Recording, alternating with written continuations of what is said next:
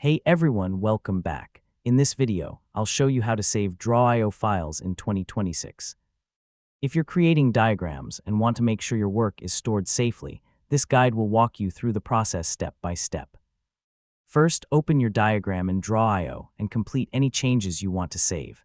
Before closing the project, it's always a good idea to double-check your work. Next, click the File menu in the top left corner of the screen. From there, select Save or Save, as depending on whether you're saving a new file or updating an existing one. Now choose where you want to save the file. You can store it on your computer, Google Drive, OneDrive, or another supported location.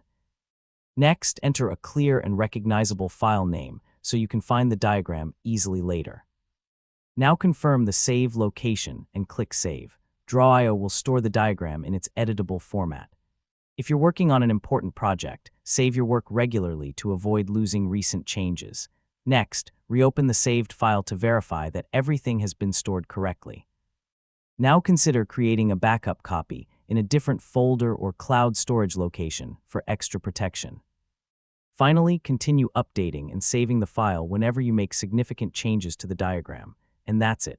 You've successfully learned how to save Draw.io files.